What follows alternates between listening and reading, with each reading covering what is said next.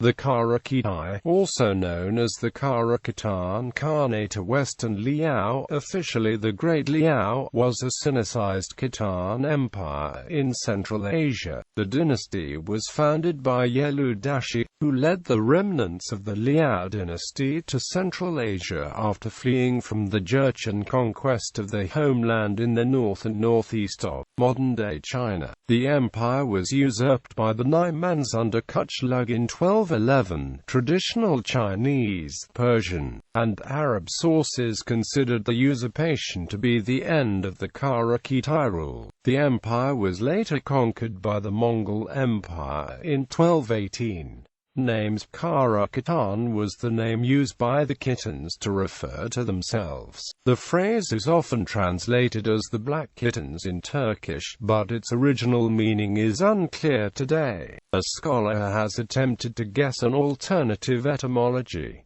In Mongolian, Kara Khitan is rendered. Since no direct records from the empire survive today, the only surviving historical records about the empire come from outside sources. The empire took on trappings of a Chinese state, so Chinese historians generally refer to the empire as the Western Liao dynasty, emphasizing its continuation from the Liao dynasty in north and northeast China. Black Khitans has also been seen used in Chinese. The Jurchens referred to the empire as Dashi or Dashi linear, to reduce any claims the empire may have had to the old territories of the Liao dynasty. Muslim historians initially referred to the state simply as Qara Khitai. They may have adopted this form of Khitan via the Uyghurs of Kuchlug, in whose language the final N or N became Y. Only after the Mongol conquest did the state begin to be referred to in the Muslim world as the Kara Khitai. Kara Khitai history. Founding of the Kara Khitai. The Kara Khitai Empire was established by Yelü Dashi, who led nomadic Khitans west by way of Mongolia after the collapse of the Liao dynasty. The Jurchens, once vassals of the Khitans, had allied with the Song dynasty and overthrown the Liao. Yelü captured Balasagun from the Kara Khitan Khanate in 1134, which marks the start of the empire in Central Asia. The Khitan forces were soon joined by 10,000 Khitans, who had been subjects of the Kara Khitan Khanate. The Khitans then conquered Kashgar, Khotan, and Beshbalik. The Khitans defeated the Western Kara Khitan Khanate at Kuchlug in 1137, eventually leading to the control over the Fergana Valley. They won the Battle of Katwin against the Western Kara Khanates and the Seljuk Empire on September 9, 1141, which allowed the Khitans to gain control over Transoxiana.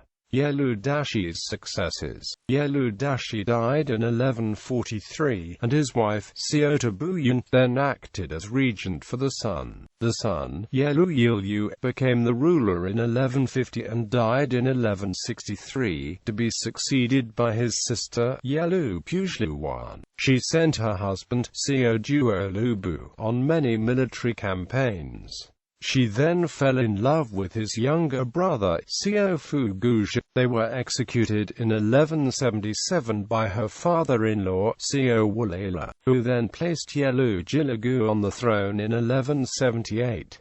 The empire was weakened by rebellions and internal wars among its vassals, especially during the latter parts of its history. Kuchlug's usurpation and end of the Khanate in 1208. A Naiman prince, Kuchlug, fled his homeland after being defeated by Mongols. Kuchlug was welcomed into the empire of the Kara Khitans, and was allowed to marry Jilagu's daughter. However, in 1211, Kuchlug revolted, and later captured Yelü Dashi while the latter was hunting. Jilagu was allowed to remain as the nominal ruler but died 2 years years later, and many historians regarded his death as the end of the Kara Khitan Empire. In 1216, Genghis Khan dispatched his general Jebu to pursue Kuchlug. Kuchlug fled, but in 1218, he was finally captured and decapitated. The Mongols fully conquered the former territories of the Kara Khitans in 1220. Aftermath, the Kara Khitai became absorbed into the Mongol Empire. A segment of the Kara Khitan troops had previously already joined the Mongol army fighting against Kuchlug. Another segment of the Kara Khitans, in a dynasty founded by Buraq Hajib, survived in Kerman as a vassal of the Mongols, but ceased to exist as an entity during the reign of Ulugh II of the Ilkhanate. The Kara Khitans were dispersed widely all over Eurasia as part of the Mongol army. In the 14th century, they began to lose their ethnic identity. Traces of the presence, however, may be found as clan names or toponyms from Afghanistan to Moldova. Today, a Khitai tribe still lives in northern Kyrgyzstan. Administration: the Khitans ruled from the capital at Balasagun, directly controlling the central region of the empire. The rest of their empire consisted of highly autonomous vassalized states, primarily Khwarezm, the Karluks, the Kingdom of Kharcho of the Uyghurs, the Khankali, and the Western, Eastern, and Fergana Kara Khanates. The later arriving Naimans also became vassals before usurping the empire under Kuchlug. The Khitan rulers adopted many administrative elements from the Liao dynasty, including the use of Confucian administration and imperial trappings. The empire also adopted the title of Jurchen. The Khitans used the Chinese calendar, maintained Chinese imperial and administrative titles, gave its emperors reign names, used Chinese-styled coins, and sent imperial seals to its vassals. Although most of its administrative titles were derived from Chinese, the empire also adopted local administrative titles, such as Talyang and Vizier. The Khitans maintained their old customs, even in Central Asia. They remained nomads, adhered to the traditional dress, and maintained the religious practices followed by the Liao dynasty Khitans. The ruling elite tried to maintain the traditional marriages between the Yelü king clan and the Xiao queen clan, and were highly reluctant to allow the princesses to marry outsiders. The Qara Khitai Khitans followed a mix of Buddhism and traditional Khitan religion, which included fire worship and tribal customs, such as the tradition of sacrificing a grey ox with a white horse. In an innovation unique to the Qara Khitai, the Khitans paid the soldiers a salary. The empire ruled over a diverse population that was quite different from its rulers. The majority of the population was sedentary, although the population suddenly became more nomadic during the end of the empire, due to the influx of Naimans.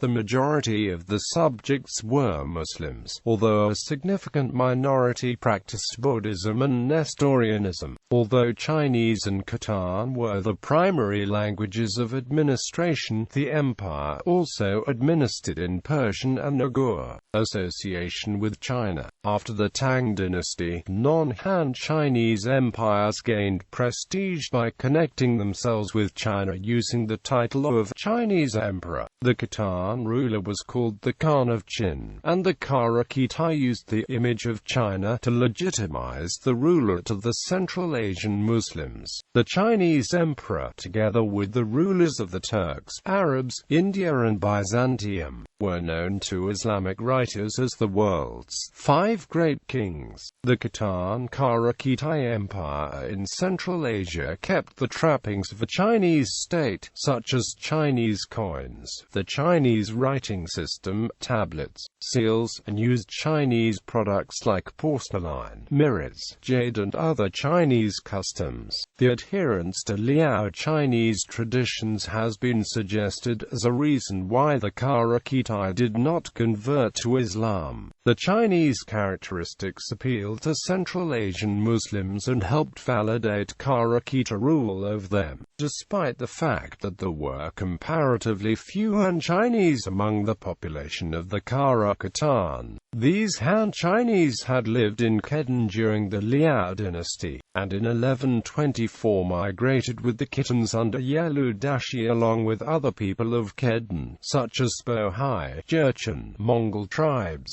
Khitan. In addition to the Xiao consort clan template, SNF Chinese titles and Gurkhan were used at the same time. Kara Khitai's rule over Muslim Central Asia has the effect of reinforcing the view among some Muslim writers that Central Asia was linked to China a few hundred years after the Tang dynasty had lost control of the region. Mawazi wrote that Transoxania was a former part of China, while Fakhr al-Din Mubarak Shah defined China as part of Turkestan, and the cities of Balazaran and Kashgar were considered part of China. Legacy. The association of Khitai with China meant that the most enduring trace of the Khitan's power and names derived from it, such as Cathay, which is the medieval Latin appellation for China. Names derived from Khitai is still current in many modern usage, such as the Russian, Bulgarian, Uzbek and Mongolian name for China. However, the use of the name Khitai to mean China or Chinese by Turkish speakers within China, such as the Uyghurs,